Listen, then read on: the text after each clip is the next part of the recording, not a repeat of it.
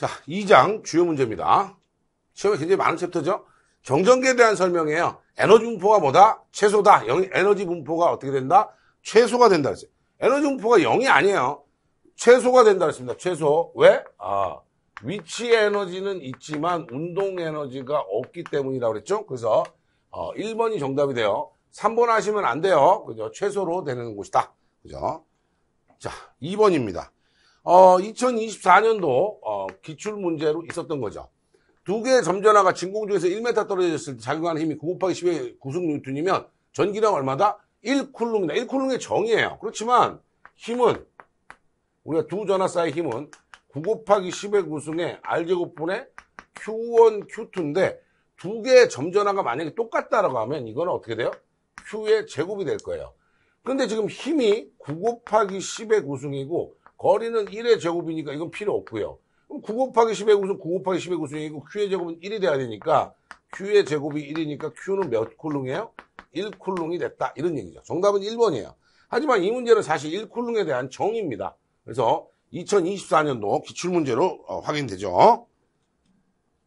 자, 세 번째 아주 고전적인 문제입니다. 이 문제. 그죠? 그래서 답도 1번으로 외우고 있는 분도 많은데 진공중에서 A에다가 4 곱하기 10의 마이너스 6승 쿨룽이 있고요.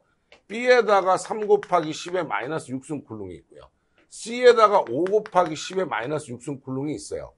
B점에 작용하는 힘을 구해라 라는 거예요. 그런데 잘 보시면 얘들 둘 간에 플러스니까 여기서는 이쪽으로 밀려 나갈 거고요. 얘하고 보시면 플러스면 얘도 플러스니까요. 어떻게 해요? 플러스면 얘는 1로 밀려 나갈 거예요. 그러면 얘와 얘 사이의 힘을 구해서 둘이 빼면 되죠. 자, 힘은 9 곱하기 10의 구승에 거리가 얼마야? 2죠. 그러니까 2의 제곱에다가 요 두 개 전화하시면 되죠. 4 곱하기 10의 마이너스 6승. 그 다음에 3 곱하기 10의 마이너스 6승이라는 힘이 있고 또 힘이 하나가 뭐예요? 9 곱하기 10의 구승에 거리가 얼마 됩니까? 이번엔 거리가 3이 됐어요. 3의 제곱에 3 곱하기 10의 마이너스 6승하고 얘하고 얘 5 곱하기 10의 마이너스 6승에서 빼보면 되는 거죠. 두 개를. 그렇죠? 근데 얘네 둘이 빼는데 힘을 서로 빼는데 일단 제가 하기 편한 대로 할게요. 이 공통인 애들은 그대로 쓰시고요. 그 다음에 3 곱하기 10의 마이너스 6승은 그대로 있고요. 그럼 남은 게 뭐예요? 4분의 얘하고 9분의 그죠? 얘하고 9분의 5하고 1이에요. 그러니까 당연히 이쪽이 더 크니까 그죠? 4분의 4 곱하기 10의 마이너스 6승 한 거에서 9분의 3의 제곱이니까요. 5 곱하기 10의 마이너스 6승 한 걸 빼보니까 0.8 곱하기 10의 마이너스 2승이 나오더라. 그러니까 이 문제는 CBT 시험에서는요. 이 문제를 사실은 푸는 게 아니라 이 문제는 그냥 그죠? 여러분들이 지금 제가 하고 있는 수업은 기본 이론 과정이 아니에요. 지금 파이널이기 때문에 당장 내일 시험 쳐도 이상하지 않은 사람들인데 내일 시험 쳐도 이상하지 않은 사람들이 이렇게 풀고 있어서는 안 되고 정답을 1번으로 봐야 된다 이거죠. 자, 네 번째요. 전기력선의 기본 성질입니다. 자, 그 전기력선의 방향은 그 점의 전기의 방향하고 똑같죠? 전위가 높은 데는 낮은 데로 가죠? 자신만으로 폐곡선을 못 만든다 그랬어요. 전개가 0이 아닌 곳에 전기력선은 도체 표면에서 어떻게 나간다? 항상 수직으로 나갔다. 도체는 뭐니까요? 등전이 최적이니까 도체 표면은 뭡니까? 등전이면이 되죠. 그래서 등전이면이 수직이라는 거죠. 정답 몇 번이에요? 3번이었던 문제입니다.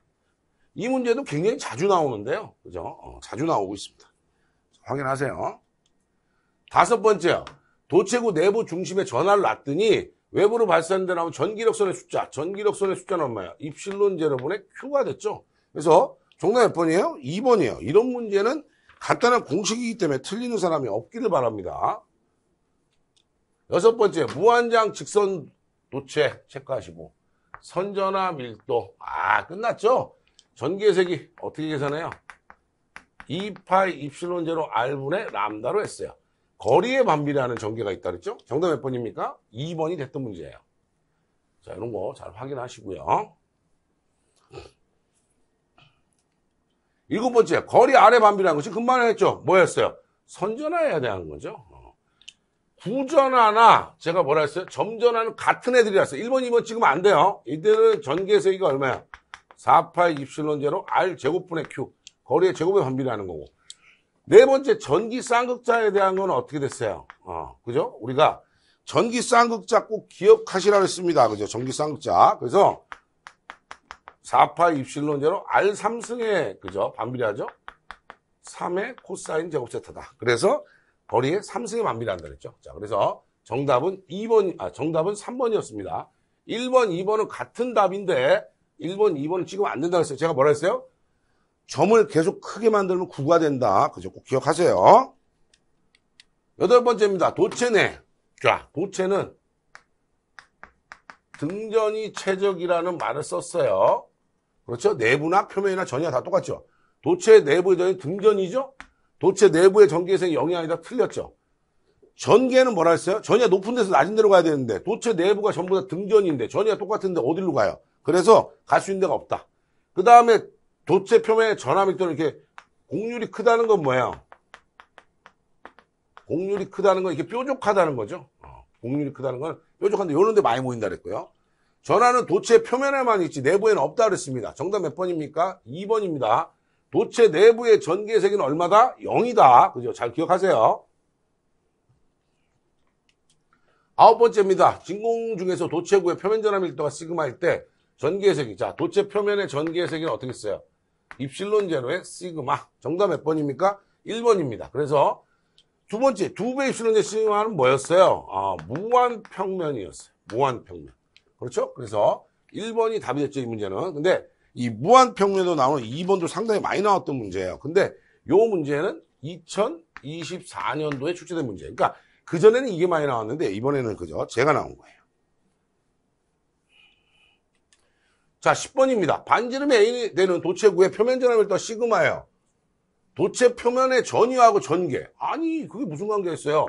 전개의 세기는 4파이 입실론 제로 R제곱분의 Q의 타입인 거고요.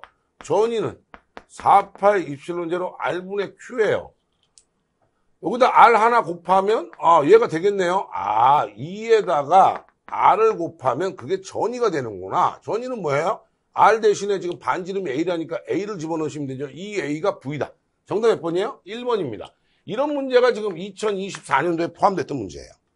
잘 보세요. 그러니까 뭐 그렇게 어려운 문제 아닌데, 그죠? 아예 그죠? 여러분들이 관연도 문제지에서 못 봤다 그래가지고 아예 그죠? 제껴내면 안 돼요. 관연도 문제지에서 못 본 거는 못 본 거고 새로 나온 문제지만 해볼 수 있는 내용이다 이거죠. 자, 확인하시기 바랍니다. 11번이요. 전개 내에서 폐회로 체크하세요. 폐회로 해서 1은 얼마다? 전이 차이가 없기 때문에 1은 안 한 거다. 얼마야? 0이에요. 정답은 그죠? 4번이었습니다. 진공중에 놓인 반지름 2m의 도체구에 전하 Q가 있을 때 표면에서의 어떤 전속 밀도를 계산해라. 전속 밀도는 입실론의 2예요. 구도체니까. 입실론에 어떻게 돼요? 4파이 입실론 제로 R제곱분의 Q니까 요 입실론을 서로 없애버리면 4파이 R제곱분의 Q인데 이 반지름이 지금 얼마? 2m니까 2에 제곱하면 요게 2의 제곱이 되니까 4니까 16파이분의 Q가 됐다. 이런 얘기죠. 정답 몇 번이에요? 3번이었습니다. 그러니까 이 문제가 2024년도에 나온 거예요. 그런데 우리가 이제 중요한 것은 이게 4장이라고 볼 수도 있고 2장이라고 볼 수도 있어요. 그러니까 어느 챕터에 관계없이 공부해야 된다 이거죠. 자, 13번입니다. 공간적으로 어쩌고저쩌고 했지만 라플라시안 V가 마이너스 입실론 제로분의 로우다. 또는 라플라시안 V가 0이다 그랬어요. 요거는 뭐라 그랬어요? 푸아송의 방정식이고 이때 로우는 뭐야? 최적에 대한 전압밀도예요. 여기는 뭐야? 라플라스 방정식이라고 그랬죠. 라플라스 방정식은 고찰점에서 전이가 없다. 자, 라플라시안 V, 라플라스 방정식이죠? 정답 몇 번이에요? 3번이 됐던 문제입니다. 그래서 이런 문제 그죠? 여러분들이 아주 좋아요. 이런 문제. 자, 이 라플라시안 방정식이요. 그 전에 안 나오다가 이번 2024년도에 또 나왔어요. 그래서 철저하게 이 교재는 기존에 많이 나온 문제 플러스 2024년도 CBT에서 복원된 내용, 그걸 많이 반영했습니다. 자, 14번입니다. 전기 쌍극자에 대한 전이에요. 전기 쌍극자의 전이는 4파이 입실론 제로 R제곱분의 M의 코사인 세타로 했습니다.